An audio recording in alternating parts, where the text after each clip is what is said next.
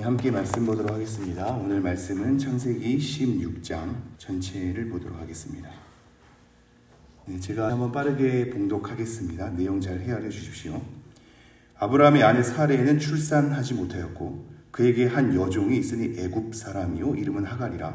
사레가 아브라함에게 이르되 여호와께서 내 출산을 허락하지 아니하셨으니 원하건대 내 여종에게 들어가라.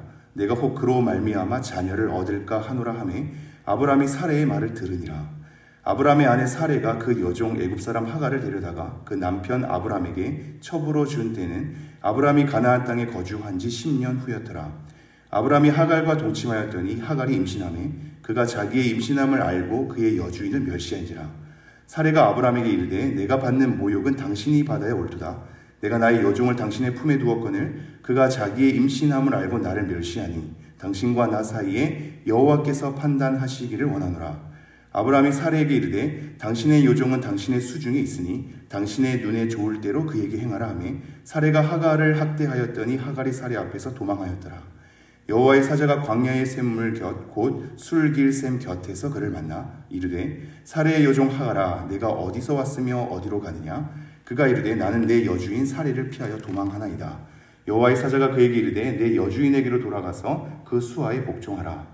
여호와의 사자가 또 그에게 이르되 내가 내 씨를 크게 번성하여 그 수가 많아 셀 수 없게 하리라.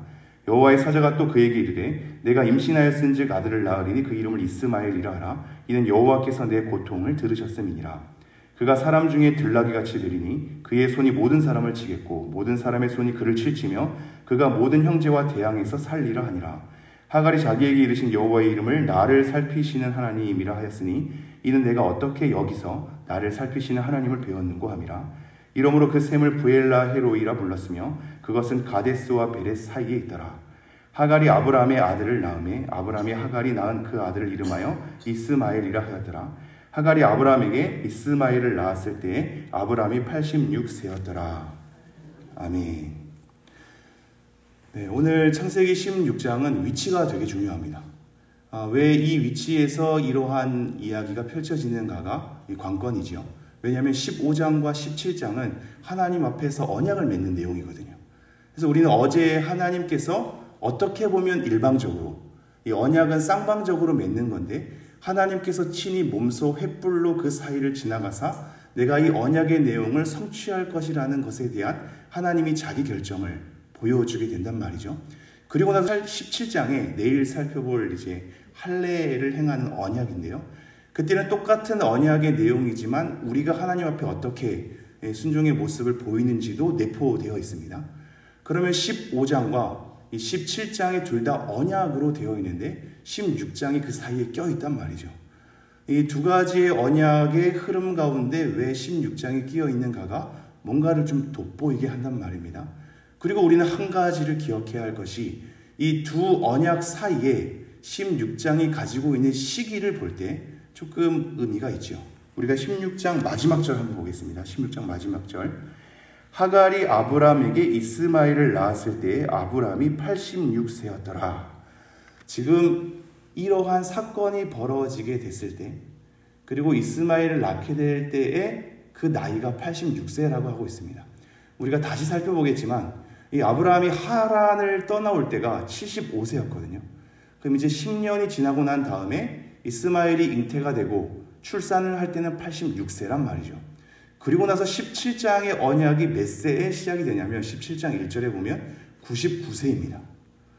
그렇다면 86세에 맞춰진 이 사건이 13년이 흐르고 난 다음에 17장에서 할례에 대한 언약이 나온다는 얘기죠. 한마디로 13년 동안의 기록이 없습니다. 하나님께서 침묵하신 건지 어떠한 일들이 있는데 성경이 굳이 기록하지 않은 건지는 우린 모르죠. 그런데 신기하게도 16장의 사건 이후로 13년이 흐른 다음에 17장이 펼쳐진단 말이죠. 그럼 이 내용 가운데에서 아브라함 자체가 하나님 앞에 이 내용 속에서 13년 동안 하나님 앞에 엎드리게 할 만한 어떠한 사건이라고 볼 수 있단 말입니다. 그 내용이 뭔지를 한번 살펴보도록 하죠. 제가 다시 한번 1절 읽겠습니다. 아브라함의 아내 사레는 출산하지 못하였고 그에게 한 여종이 있으니 애굽 사람이요 이름은 하갈이라. 아내 사레가 출산하지 못하는 것에 대한 상황을 우리에게 알려주고 있습니다. 이때 당시는 지금의 우리와는 달라서 이 한 아내가 출산하지 못하는 것은 굉장히 수치스러운 일이요, 이 가문에 대해서 존속하지 못하는 위기를 초래하기도 한단 말이죠. 우리의 생각보다, 우리의 현실의 감각보다도 더 난감한 상황이 계속 연이어지고 있습니다. 쉽게 얘기하면 엄청나게 난감한 상황, 주위 사람으로부터 지탄받은 상황의 연속이었다, 이렇게 생각하면 되는 거죠. 이 사례가 그런 입장에 처해 있습니다. 임신하지 못하는 건 단지 여자만의 잘못은 아니나 이 모든 것이 여자가 다 엎어 쓰고 가야만 하는 굉장히 난감한 상황 속에 있는 사례의 모습을 보여주게 되죠. 그러고 나서 무슨 상황을 얘기하냐면 그에게 한 여종이 있으니 애굽 사람이요 이름은 하갈이라. 이 사례가 굉장히 친근하게 두는 여종이 있었습니다. 굉장히 친밀한 사이거든요. 그가 결혼하게 될 때 하녀를 뒤따라 보내는 그런 풍습이 있지 않았습니까? 그 정도로 친밀한 관계인데 이 애굽 사람 하갈은 언제쯤 이 사레에게 가까이 하였느냐를 살펴볼 때 우리는 아브라함이 약속의 땅을 지나서 점점 남방으로 옮겨가서 결국 애굽 땅에 오르는 것을 보게 되죠. 그리고 13장 1절에 보면 수많은 재물과 소유를 이끌고 그 애굽 땅에서 나온단 말입니다. 이때 함께 따라 나왔던 사람으로 추정할 수 있습니다. 그런데 굉장히 사레 옆에서 모든 것을 다 함께하고 함께 마음을 놓은 굉장히 친밀한 관계란 말이죠. 지금 제가 친밀한 관계를 강조하는 이유가 있습니다. 이 친밀한 관계가 어떻게 깨지는지를 지금 오늘 볼 수 있기 때문입니다. 다시 한번 정리하면 사례는 임신하지 못하는 수치스러운 상황, 이 모든 무게감을 본인이 짊어지고 가야 할 상황 가운데 하나님 앞에서 시간을 보내고 있고 그 가운데 또 다른 상황이 있으니 굉장히 친밀하게 여기는 자기의 여종이 눈에 들어온 겁니다. 사레가 수많은 고민을 했겠죠. 그 가운데 어떤 결정을 하냐면 2절입니다. 사레가 아브라함에게 이르되 여호와께서 내 출산을 허락하지 아니하셨으니 원하건대 내 여종에게 들어가라. 내가 혹 그로 말미암아 자녀를 얻을까 하노라 하매 아브라함이 사레의 말을 들으니라. 본인이 생각한 여러 세월 가운데 이 수치를 모면할 한 가지의 해결책과 방식을 본인이 결정하였으니 그것은 자기 여종 하갈에게로 이 아브라함이 들어가는 겁니다. 그러면서 뭐라고 언급하냐면 자기가 임신하지 못하는 것은 하나님께서 그렇게 허락하신 것이다 얘기하죠. 굉장히 맞는 말이죠. 굉장히 신앙적인 표현으로만 보입니다. 그러나 이 신앙적인 표현 안에 은밀하게 이 사례의 마음은 이 원망이 섞여 있는 말이기도 한단 말이죠. 이게 우리 그리스도인들이 자주 이제 범하기도 하죠. 우리는 하나님에 대해서 인정하는 듯한 발언과 동시에 굉장히 무책임하거나 내팽겨치거나 하나님을 조소하는 듯한 느낌으로서 그렇게 표현할 수도 있단 말입니다. 이 사례가 그러합니다. 근데 우리처럼 가볍진 않죠. 굉장히 난처한 상황이고 이 난처한 상황이 10년이나 지속되었거든요. 10년이란 세월은 우리 마음을 황폐하게 만들기에 충분한 세월 아니겠습니까? 그래서 이러한 모든 고민 가운데 결정한 게 그거고 하나님께서 허락하지 않았다는 핑계를 대지만 그 마음속에는 굉장히 많은 이 불만과 여러 가지 이 아픈 마음이 가득했을 거란 말이죠. 그래서 아브라함에게 들어가라고 얘기합니다. 그런데 아브라함이 어떻게 하냐면 사레의 말을 어떻게 하죠? 듣습니다. 평소에 좀 남편이 아내의 말을 잘 들어야 되는데 평소에는 잘 안 듣고 그죠? 이런 것만 잘 듣는데 아브라함이 사레의 말을 듣게 됩니다. 근데 이게 또 단순하진 않습니다. 지금 아브라함이 굉장히 내용 없이 고민의 흔적 없이 이 사례에 따라서 이렇게 끌려가는 듯한 모습을 보이기도 하거든요. 근데 어떤 학자는 사례의 그러한 처지에 대해서 이해해서 하나님 앞에서 그것을 묵묵히 그를 따라주는 성숙한 성품으로도 얘기하는 이 학자들도 있더군요. 그래서 어떠한 건지 정확히 알 수 없습니다만 지금 아브라함은 사례의 말을 듣는단 말이죠. 듣고 나서 이제 어떠한 일이 일어나냐면 3절입니다. 아브라함의 아내 사레가 그 여종 애굽 사람 하갈을 데려다가 그 남편 아브라함에게 처불어 준 때는 아브라함이 가나안 땅에 거주한 지 10년 후였더라. 이 10년이 흐르는 상황이었음을 얘기하죠. 하나님께서 이 아브라함에게 이 하란을 떠나라고 할 때 수많은 민족을 이룰 것이며 복을 줄 것이라는 그 모든 약속에 대해서 얘기하신 지 10년이 지난 세월. 우리도 하나님 앞에 어떠한 말씀을 받았을 때 그 말씀이 작심 3일로 끝날 때도 있지 않습니까? 10년의 세월이거든요. 10년의 세월 동안 더디 느껴지는 하나님의 약속. 우리의 상황으로 보건대 도저히 그게 아닌 것 같이 받아들여지는 현실. 그 속에서 사례는 이렇게 하나님께서 지금 안 하게 하신 거니 내 주위의 상황을 통해서 이렇게라도 하는 것이 괜찮은 것이 아닐까라고 충분히 생각할 수 있는 그런 모든 이 상황이란 말입니다. 이러한 상황 가운데 아브라함은 이 하갈을 또 맞이하게 되는 거란 말입니다. 그리고 이러한 첩이라는 용어는 원래 아내라는 용어와 동일합니다. 이 아내가 또 다른 아내가 생기게 된 거죠. 그러니 어떠한 일이 일어나냐면 4절 아브라함이 하갈과 동침하였더니 하갈이 임신하매 그가 자기의 임신함을 알고 그의 여주인을 멸시한지라. 이 사례가 상상하지 못하는 상황이 펼쳐졌습니다. 이게 우리가 오늘 좀 돌아봐야 할 부분이 우리의 죄는 생각보다 거대한 상황 속에서 펼쳐지기보다는 소소한 상황 속에서 많이 펼쳐지기도 합니다. 외부의 사람들과의 부딪힘 속에서 죄가 발생하기도 하지만 생각보다 가족들 가운데에서 죄가 많이 발생하기도 합니다. 근데 잘 눈치채지 못하죠. 누구나 그러듯이 아내는 남편의 말에 영향을 받고 남편은 아내의 말에 영향을 받거든요. 외부 사람들보다도 더 우리는 가족의 말에 영향을 받습니다. 왜냐하면 안전한 상대거든요. 안전한 상대.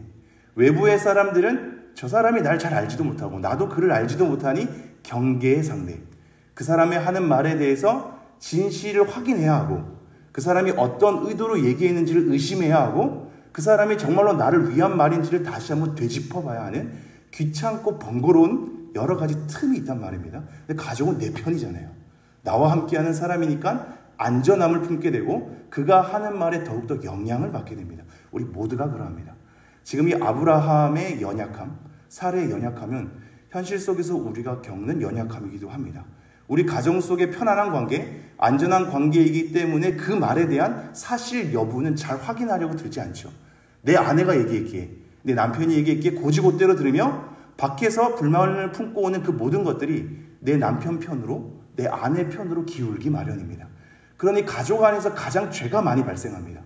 내 편과 안전한 내 구조 속에서 그가 하는 말에 대한 동조, 그의 편들어 주는 것, 그에 대해서 받아주는 것이 팽배하기 때문이죠. 지금 그러한 일들이 발생합니다. 그리고 나서 이러한 결정 속에서 무슨 일이 일어나냐면 가정의 분열입니다. 가정의 분열. 하갈이 여주인을 멸시하게 되죠. 가벼이 여긴 겁니다. 자기의 임신함을 알고 이제 아브라함은 나를 더 소중히 여길 것이며 내 뱃속에 있는 이 아기가 아브라함의 대를 이을 것이니 내 위치가 더 올라간 것 같은 느낌이 드는 거죠. 그런데 그 여주인은 이제 하대하게 되어 있죠. 입장이 굉장히 바뀐 겁니다. 사실상 그 전에 사례가 하갈을 하대했다는 표현은 전혀 나타나지 않는 걸로 봐서 친밀한 관계였을진데 상황이 바뀌니 관계가 틀어집니다. 멸시하게 되고 가벼이 여긴단 말이죠. 5절 사례가 아브라함에게 이르되 내가 받는 모욕은 당신이 받아야 옳도다. 내가 나의 여종을 당신의 품에 두었거늘 그가 자기의 임신함을 알고 나를 멸시하니 당신과 나 사이에 여호와께서 판단하시기를 원하노라. 이제는 남편과 사례의 관계도 틀어지죠. 내가 받는 모욕은 당신이 받아야 옳도다. 내가 내 종 하갈을 두었는데 어느 순간 하갈이 내 위에서 놉니다. 그러니 이러한 모든 상황, 나는 당신을 위해서 일을 했는데 받는 모욕은 내가 받으니 사실상 이것은 당신이 받아야 마땅합니다. 이렇게 얘기하면서 하나님의 판단을 운운하죠. 이것 또한 우리가 자주 넘어지는 부분인데요. 우리는 하나님을 알기에 내가 옳다고 생각하고 내 편에 있는 사람들을 생각하면서 하나님의 공의로운 판단을 자기의 입맛에 맞게 자기의 유리한 대로 우리는 쉽게 표현하기도 한단 말입니다. 하나님께서 어떤 마음이었을까요? 하나님이 지금 이 가족들 사이에서 등장하지 않거든요. 재미나게도 하나님이 언제 등장하는지 아십니까? 하갈에게 등장합니다. 이 가족들과 아브라함과 사레의 논의 속에 지금 하나님이 등장하지 않습니다. 근데 하나님이 어디서 등장하냐면 이 하갈에게 등장한단 말입니다. 이게 굉장히 우리가 예측할 수 없는 신비죠. 계속 보죠. 6절 아브라함이 사레에게 이르되 당신의 여종은 당신의 수중에 있으니 당신의 눈에 좋을 대로 그에게 행하라 하며 사레가 하갈을 학대하였더니 하갈이 사레 앞에서 도망하였더라. 아브라함이 굉장히 무책임하게 보이기도 합니다. 어떤 또 다른 학자에 의하면 이것이 사레에 대한 여러 가지 약속을 알고 그를 받아준 것이다 라고 성숙한 성품으로 표현하기도 한다만 우리의 맥락을 볼 때에는 어쨌든 뭔가 조치를 취하지 않죠.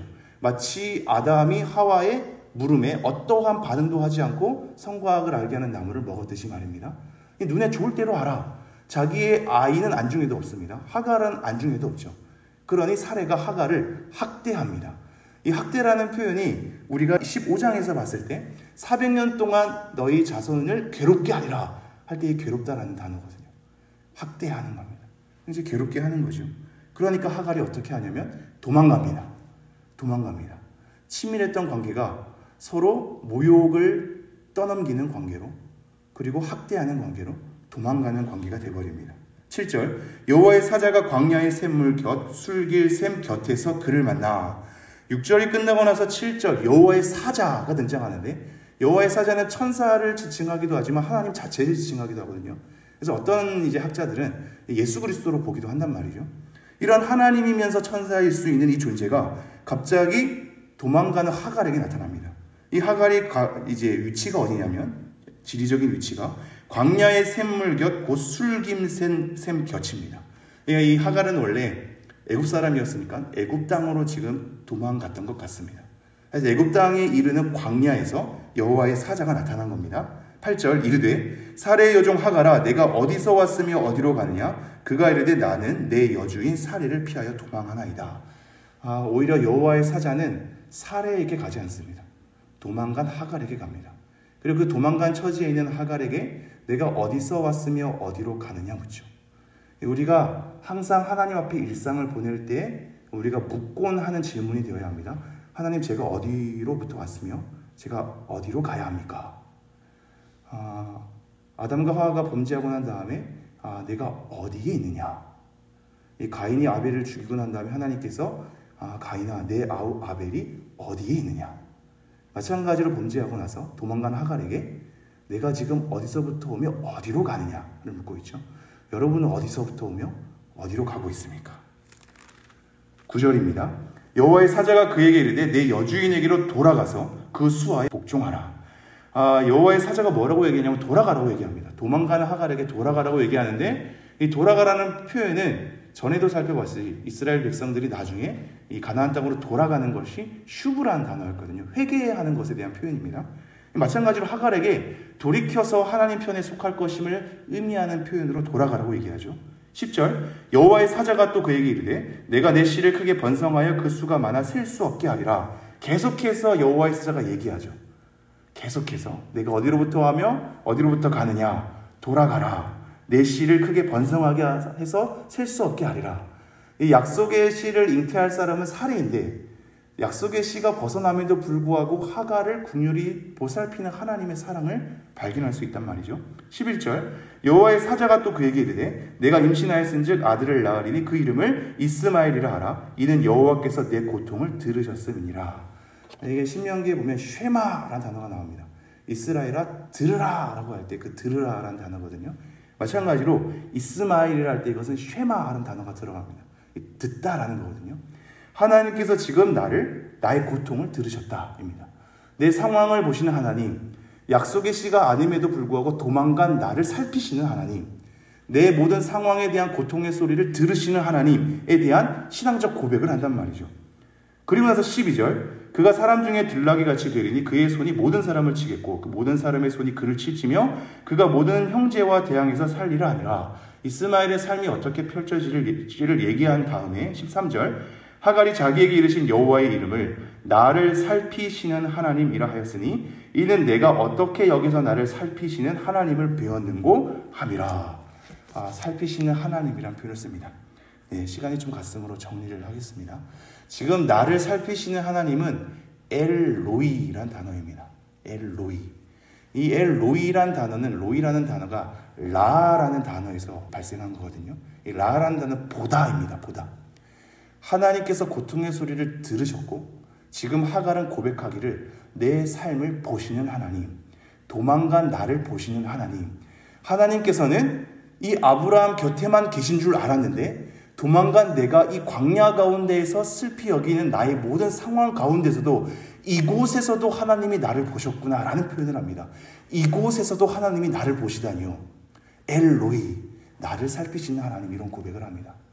하나님께서는 아브라함과 사레만 살피시는 줄 알았는데 도망간 자기의 처지도 살핀다는 것을 지금 하갈은 경험하게 됐으며 그걸 통해서 아브라함과 사라 곁으로 돌아가게 됩니다. 그리고 나서 아브라함이 이름을 짓기를 이스마엘이라고 짓죠.